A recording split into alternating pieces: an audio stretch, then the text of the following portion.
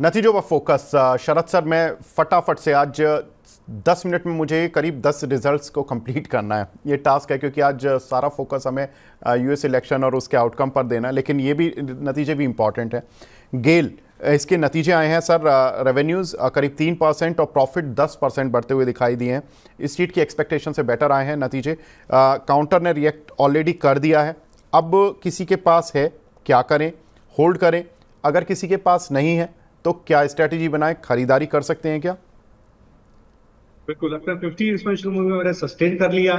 210 के ऊपर निकलेगा, 212 के 210 के ऊपर निकलेगा, 210 212, तभी मैं इसको खरीदूंगा। उस केस में मुझे ऊपर की तरफ 250 रुपए का टारगेट दिखता है। जी। टाइटन सर, यहाँ पर अगर देखें तो रेवेन्यू में 16% का जंप जरूर देखने के लिए मिला, लेकिन नेट प्रॉफिट 23% डाउन होता हुआ दिखाई दिया। एबिटा करीब 12% और मार्जिन्स में डिक्लाइन आता हुआ दिखाई दिया, करीब 280 बेसिस पॉइंट का। सर, कैसे देखें टाइटन को? विवेक जी, एक डिस्कशन पुराना याद दिला दूं। मैंने आपको बोला था कि despite excise duty cut, inventory cost कम होने के बावजूद भी मार्जिन गोल्ड कंपनीज का ज्यादा फर्क नहीं पड़ेगा। देखिए टाइटन में दिख गया। तो देखिए सर, यहाँ पर आपको बिल्कुल 2950 तक की गिरावट बिल्कुल साफ साफ लाजमी है। अगर ये 3050 के आसपास नहीं, माफ कीजिएगा, 3070 के आसपास नहीं रुकता है तो आपको 2950 तक की गिरावट देखने को मिलती है। कुछ भी निफ्टी के अंदर गिरावट आएगी तो 2950 तक आपको 2950 के लेवल आपको एक फॉल देखने को मिल जाएगा। बिल्कुल, कंपनी ने कहा था कि इनका कुछ एक्सेप्शनल लॉस हुआ जो कस्टम ड्यूटी थी उसकी वजह से, लेकिन स्ट्रीट उसको पूरा रेस्पेक्ट नहीं कर पा रहा है, क्योंकि मार्जिन्स अल्टीमेटली आपके डाउन है। भले ही आपकी जो गाइडेंस हो वो ठीक हो, लेकिन शायद स्ट्रीट उससे सेटिस्फाई नहीं है। डॉक्टर रेड्डी सर, रेवेन्यू 16.5% बढ़ा है, नेट प्रॉफिट 9% डाउन हुआ है, एबिटा 3% है, बढ़ता हुआ दिखाई दिया है, और मार्जिन्स थोड़े गिरे हैं, करीब 330 बेसिस पॉइंट के। क्या करें सर डॉक्टर रेड्डीज में आज? बिल्कुल खरीदिए सर। देखिए, मुझे लगता है बिल्कुल बेहतरीन बेस 1250 1280 बहुत अच्छा बेस बना हुआ है। 1320 का भाव है। पोजिशनली भी आप लंबा लेके चलेंगे तो 1480 का टारगेट लेके चलिए। बिल्कुल बुलिश है, क्वार्टर होल्ड कीजिए, 1480 देखने को मिलेगा। बिल्कुल, आज तेजी इसलिए थोड़े कमजोर नतीजों के बाद भी, क्योंकि इनका जो नॉर्थ अमेरिकन बिजनेस है उसने ठीक ठाक किया है, और अमेरिकन बिजनेस जो भी जिस फार्मास्यूटिकल कंपनी का अच्छा करता है उसको लेकर स्ट्रीट थोड़ा सा पॉजिटिव हो जाती है। आगे बढ़ते हैं सर। जेके टायर, यहाँ पर अगर देखें तो कंपनी के रेवेन्यू 7% गिरे हैं, नेट प्रॉफिट 44% गिरा है, एबिटा करीब 28% और मार्जिन्स तो करीब 350 बेसिस पॉइंट से ज़्यादा गिर गए हैं। तो चारों तरफ ही इस कंपनी में एक तरह से कह सकते हैं डिसअपॉइंटमेंट मिला है, और काउंटर लेकिन उतना डिसअपॉइंटेड नहीं है। हालांकि रिकवर हो गया, 368.70 का लो लगाया इसने आज इंट्राडे में, लेकिन वहाँ से अब रिकवर होकर 380 आ गया। सर, इस रिकवरी को रिकवरी माने या यहाँ पे अभी कुछ धोखा छिपा हुआ है? बिल्कुल रिकवरी मत मानिए इसको आप। ये जब तक 400 के ऊपर सस्टेन हो इसको बिल्कुल रिकवरी मत मानिए। 400 सबसे बड़ा 3 सप्ताह का वो सप्लाई जोन है। उसके ऊपर निकल जाए, 2-3 दिन सस्टेन करे, तभी आप उसको रिकवरी मानिएगा। और बड़ा मूव तभी आएगा जब 420 के ऊपर सस्टेन करेगा और चलना शुरू करेगा। बर्जर पेंट सर, यहाँ पर रेवेन्यू फ्लैट लगभग 0.3% ही अप होता हुआ दिखाई दिया, नेट प्रॉफिट 8% डाउन होता हुआ दिखाई दिया। कैसे ट्रेड करें सर बर्जर पेंट को? देखिए, गिरावट बिल्कुल यहाँ पर आप मान के चलिए। एक्चुअली रिजल्ट से पहले गिरावट हो चुकी थी। अगर आप देखिए 625 से लेकर के 520 ऑलरेडी गिरावट हो चुकी है। मुझे लगता है कि स्टॉक कहीं 500 520 का भाव है, 500 480 500 के आसपास कहीं सस्टेन हो जाए तो एक अच्छा खरीदारी का मौका इसके अंदर लंबी अवधि के हिसाब से बन सकता है। बिल्कुल सर। वारी रिन्यूएबल्स, यहाँ पर अगर हम देखें तो कंपनी का जो रेवेन्यू है वो 250% बढ़ता हुआ दिखाई दिया, और नेट प्रॉफिट 161% बढ़ता हुआ दिखाई दिया है। काफ़ी शानदार नतीजे देखने के लिए मिले हैं। कल मैं देख रहा था कि इस काउंटर पर अपर सर्किट भी लगा था, लेकिन एक खबर जो मैं जिस पर स्ट्रीट का ध्यान दिलवाना चाहता हूँ, ट्रंप रिन्यूएबल एनर्जी को लेकर ज़्यादा पॉजिटिव नहीं है, और उनका जो नेचुरल रिसोर्स हैं लाइक कोयला, कच्चा तेल, इनकी माइनिंग पर ज़्यादा जोर है। तो वो रिन्यूएबल एनर्जी में इनका बड़ा एक्सपोजर है यूएस में। सर, कैसे देखें? रिजल्ट अच्छे, लेकिन आउटलुक पर थोड़ा संशय अगर ट्रंप जीतते हैं तो। देखिए, वो बिल्कुल सही कह रहे हैं आप। और दूसरी चीज, जब कभी काउंटर लिस्ट हो और इसके बाद रिजल्ट आने के आसपास उसमें एक बढ़िया स्विंग आए, उस वक्त प्रॉफिट बुक कर लेना चाहिए। उस वक्त बिल्कुल रुकना नहीं चाहिए। वहां हो सकता है आपको उसे झटका लग जाए। तो जो आज का स्विंग हाई है 3745, आज कभी 3536 का भाव है स्टॉक के अंदर, ऊपर के लेवल से प्रॉफिट बुकिंग देखने को मिल रही है। बिल्कुल एग्जिट कर दीजिए। अगर 3745 के ऊपर सस्टेन कर जाए तभी आप इसको दोबारा खरीदिएगा, वरना इसको बिल्कुल इग्नोर कीजिएगा। बिल्कुल। तो यहाँ पर इस काउंटर पर आपको राय मिल चुकी है। मन्नापुरम फाइनेंस सर, यहाँ पर नतीजे अच्छे देखने के लिए मिले हैं। स्ट्रीट की एक्सपेक्टेशन कम थी, लेकिन प्रॉफिट 2% बढ़ा है। बढ़ने के लिए केवल 2% है, लेकिन रिजल्ट्स अच्छे हैं क्योंकि स्ट्रीट की एक्सपेक्टेशन 470 से और 530-540 तक ही करोड़ के प्रॉफिट रहने की थी। कंपनी ने 572 करोड़ का प्रॉफिट दे दिया और इनकम भी 21% बढ़ गई है। कैसे देखें सर मन्नापुरम फाइनेंस को आप? देखिए वीकली चार्ट्स पे डब्ल्यू बॉटम पैटर्न बन रहा है इसका, जिसका बेस है 140। हो सकता है फर्दर गिरावट आए। गिरावट आए तो 140 के स्टॉप लॉस से आप खरीदिए, एक्यूमुलेट कीजिए।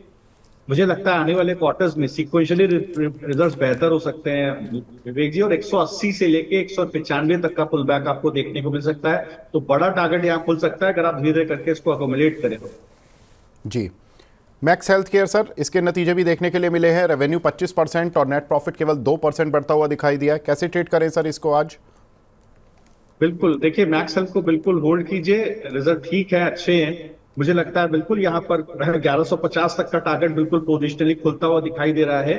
बेस है करीब, आप देखेंगे तो पिछले सप्ताह एक अच्छा बेस बना था करीब 940 रुपए के आसपास। डिप मिले तो आप बिल्कुल उसको खरीदारी कीजिए। 1150 के टारगेट के लिए पोजिशनली होल्ड कीजिए, एक क्वार्टर का समय दीजिए। बिल्कुल। तो यहाँ पर थोड़ा सा समय देना पड़ेगा, लेकिन होल्ड कर सकते हैं। CCL प्रोडक्ट सर, यहाँ पर आज टॉप गेनर्स की लिस्ट में भी है और नतीजे काफ़ी शानदार देखने के लिए मिले हैं। रेवेन्यू 21% बढ़ता हुआ दिखाई दिया, नेट प्रॉफिट भी करीब 22% बढ़ता हुआ दिखाई दिया है। कॉफ़ी चाय से जुड़ी एक कंपनी, यहाँ पर नतीजे सभी कंपनीज के अच्छे देखने के लिए मिल रहे हैं। काउंटर टॉप गेनर में है, क्या करें सर? बिल्कुल, देखिए सही सही बात आपने बोली है। बिल्कुल देखिए 745 का भाव, एक बेस बहुत अच्छा पिछले सप्ताह ही बन गया था। पिछले सप्ताह ही अच्छी खरीदारी इसके अंदर देखने को मिल गई थी 630 रुपए के बेस से, जो इस सप्ताह करीब बेस 680 रुपए के आसपास शिफ्ट हो गया है। अभी देखिए अपना स्विंग है 855, वहां तक जाएगा। बिल्कुल बाय ऑन डिप्स का व्यू रखिए। आप थोड़ा सा स्टॉप लॉस ऐसी कोई चीज नहीं होती। डिमांड जोन सबसे बड़ा इसका 630 के आसपास है। मुझे लगता है थोड़ा थोड़ा करके फिर आपको पैसा डालना पड़ेगा। अगर आप आज इंटर कर रहे हैं, पहले इंटर किया है तो आप 855 के टारगेट के लिए बिल्कुल होल्ड कीजिए। जी। लास्ट काउंटर जो इसके नतीजे हम डिस्कस कर रहे हैं वो है ऑयल इंडिया। हमारे दर्शक काफ़ी सवाल पूछते हैं सर। रेवेन्यू इसका करीब 7.5% डाउन देखने के लिए मिला। नेट प्रॉफिट 223% बढ़ता हुआ दिखाई दिया। लेकिन ये जो 223% है, ये अगर एडजस्ट करके देखें तो ये 223% नहीं, इनफैक्ट डिक्लाइन हो जाएगा करीब 20% का। कारण है कि पिछले साल इनका एक एक्सेप्शनल आइटम के कारण प्रॉफिट कम रहा था। तो जो एक्सेप्शनल आइटम था वो 2367 करोड़ रुपए का था। अगर वो 2367 करोड़ रुपए का एक्सेप्शनल आइटम नहीं होता तो इनका 640 करोड़ रुपए जो आप बेस में देख रहे हैं प्रॉफिट, ये नहीं होता। यानी कि ये करीब 3000 करोड़ होता। अब अगर हम कंपेयर करेंगे 3000 करोड़ से 2000 करोड़ को, तो प्रॉफिट तो गिरा ही है। और एक्सेप्शनल आइटम जो होते हैं वो वन टाइम होते हैं। तो इसलिए स्ट्रीट इसको पॉजिटिव रिजल्ट के तौर पर नहीं देख पा रही थी, डिस्पाइट द फैक्ट कि ये नतीजे देखने से अच्छे लग रहे हैं। ऑयल इंडिया सर, लेकिन आज बावजूद इसके 6% बढ़ा हुआ है। अब यूएस से जोड़ के देखें या नतीजों की कमेंट्री से जोड़ के देखें, नतीजे देखने से अच्छे हैं लेकिन एक्चुअल में थोड़े से वीक हैं। देखिए बिल्कुल सही बात आपने बोली है। स्टॉक एक फॉलिंग वेज पैटर्न के अंदर है। अभी उसका ब्रेकआउट कंफर्म नहीं हुआ है। उसका ब्रेकआउट कंफर्म होता है जब स्टॉक कहीं 550 के ऊपर 2-3 दिन सस्टेन करता है। तो ये टेक्निकल स्विंग है, एक 50 की एक्सपोनेंशियल मूविंग एवरेज के आसपास से। कल इसके अंदर एक बेस बना था और इसके बाद एक अच्छी रिकवरी देखने को मिली। लेकिन ये रिकवरी जब तभी स्टेबल मानी जाएगी जब ये 550 के ऊपर स्टॉक जाएगा और 2-3 दिन सस्टेन करेगा, तभी इसके अंदर एक पुल बैक आएगा। वो पुल बैक फिर इसका बाय ऑन डिप्स का व्यू बन जाएगा। फिर इसके बाद 490 के स्टॉप लॉस से आप कोई भी डिप पे ले खरीदारी कीजिएगा। लॉन्ग टर्म ट्रेंड में आपको स्टॉक दिखाई देगा, बट लेवल आपको देखना पड़ेगा 550। जी। काफ़ी कुछ स्टॉक्स हमने डिस्कस किए हैं, लेकिन कुछ स्टॉक्स और डिस्कस करते हैं। वो मेरे सहयोगी शौर्य जुड़ चुके हैं, बताएंगे कि ब्रोकर्स की रडार पर कौन से स्टॉक हैं। जी, ब्रोकर्स के रडार पर काफ़ी स्टॉक्स हैं जिनके बारे में हम रिजल्ट डिस्कस कर रहे थे। उन्हीं पर फिर में विदेशी ब्रोकर्स राय देते हुए नजर आए हैं। जिसमें पहली कंपनी है टाइटन। टाइटन की अगर बात करें तो उसमें मॉर्गन स्टैनले ने इक्वल वेट की कॉल दिया है और टारगेट दिया है 3532 का। उनका मानना है कि टॉप लाइन ग्रोथ स्ट्रॉन्ग थी लेकिन सरप्राइज रहे थे मार्जिन पर एस्टिमेट को लेकर, और उनका ये भी मानना है कि बाय ग्रोथ स्ट्रॉन्ग थी ड्यूटी कट की वजह से। फिर बात करते हैं जेफरीज की। जेफरीज ने होल्ड कॉल दिया और टारगेट दिया है 3400 का।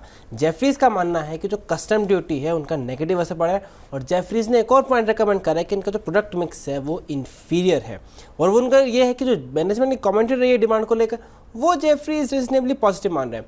फिर चलते हैं पेंट कंपनी की तरफ। बर्जर पेंट के रिजल्ट आए थे और उसके बाद जो है अच्छे ओपिनियन नहीं निकल के आ रहे हैं। नोमुरा ने बर्जर के ऊपर रिड्यूस कॉल दिया है और टारगेट दिया है 500 का। उनका क्या है, वीक क्वार्टर रहा है और कंपनी को नए इनिशिएटिव्स लेने पड़ेंगे अपना मार्केट शेयर इंप्रूव करने के लिए। मॉर्गन स्टैनले ने भी अंडरवेट की कॉल दिया, टारगेट दिया है 466 रुपीज़ का, और कहा है कि Q2 में जो एस्टिमेट्स थे टॉप लाइन के मार्जिन के मिस रहे हैं, वो तो बल्कि यही बताया जेफ मॉर्गन स्टैनले ने कि ये हुआ है उस टाइम पे जब कंपटीशन में कोई ऐसा मेजर इंपैक्ट नहीं पड़ा है। फिर चलते हैं गेल के ऊपर। गेल के ऊपर मॉर्गन स्टैनले ने कॉल दिया है ओवरवेट का, टारगेट दिया है 258 का। गेल का मानना है कि 19% की आरओई रहा है, गैस प्राइस तो काफ़ी ज़्यादा अच्छी मानी जा रही है, आगे के लिए भी मल्टीपल ट्रिगर्स उन्हें नजर आ रहे हैं। फिर बात करते हैं जेफरीज की। जेफरीज ने अपग्रेड करा है कॉल को बाय पे और टारगेट दिया है 240 रुपीज़ का, और इस पर जो है जेफरीज का मानना है कि एबिडा अच्छे से ग्रो हुआ है, नए पाइपलाइंस में मार्केट शेयर में गेन होता हुआ नजर आ रहा है। फिर बात करते हैं मनप्पुरम फाइनेंस के ऊपर। मॉर्गन स्टैनले ने मनप्पुरम फाइनेंस के ऊपर इक्वल वेट की कॉल दी है, टारगेट दिया है 170 रुपीज़ का, और माना है कि आगे आने वाले टाइम में जो है वो EPS 7% इंक्रीज होता हुआ नजर आएगा। और फिर आता है नोमुरा। नोमुरा ने ABB के ऊपर कॉल दिया है, कॉल है न्यूट्रल और टारगेट को कट किया है 7570 का। उनका मानना है कॉशियस है शॉर्ट टर्म में लेकिन लॉन्ग टर्म में बुलिश आउटलुक है, बट अभी करंट टर्म में नोमुरा को ABB के ऊपर थोड़े बहुत कंसर्न्स और हेडविंड्स नजर आ रहे हैं। बिल्कुल।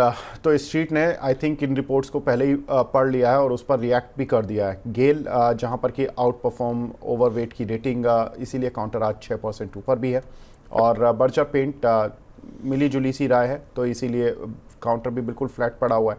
टाइटन पर इक्विवेट और होल्ड की रेटिंग है, लेकिन प्रॉब्लम यह है कि आज नतीजे थोड़े से वीक आए हैं, तो इस शीट ट्रेडिंग के तौर पर थोड़ा सा इस काउंटर को पनिश करता हुआ दिख रहा है। मन्नापुरम फाइनेंस पर एक फ्लैटिश सा रुझान है, ज़्यादा अपसाइड इसमें है नहीं। इक्वल वेट की रेटिंग है मॉर्गन स्टैनले की, और ABB के नतीजे तो परसों ही हमने देख लिए थे, तो कल हमने उनको रीड भी कर लिया था, तो इस पर भी न्यूट्रल रेटिंग है नोमुरा की। शौर्य, हमसे जुड़ने के लिए बहुत बहुत शुक्रिया, और इस पूरी ब्रोकर्स की रडार को बताने के लिए कि कौन से शेयर्स पर क्या करना है। आगे बढ़ते हैं, कुछ नतीजे जो आज आने वाले हैं उनको भी एक बार देख लेते हैं। Tata steel, Trident, JSPL, delta Corp, power grid और राइट्स, ये कुछ एक शेयर्स हैं जिनके नतीजे देखने के लिए मिलेंगे। शरद सर, मैं टाटा स्टील पर आऊँगा। टाटा स्टील के नतीजे अच्छे आने वाले नहीं हैं, ऐसी स्ट्रीट एक्सपेक्टेशन कर रहा है। हो सकता है लॉस भी आ जाए, अगर प्रॉफिट भी आया तो बहुत मार्जिनल आएगा, जो कि काफ़ी ख़राब नतीजे कहे जाएंगे। और सेम केस JSPL का रहेगा, उनका लॉस तो नहीं आएगा लेकिन JSPL के भी मुनाफे में तेज़ गिरावट देखने के लिए मिलेगी। सर, कैसे ट्रेड करें टाटा स्टील, JSPL को? नतीजों पर ट्रेड करें या आउटलुक पर?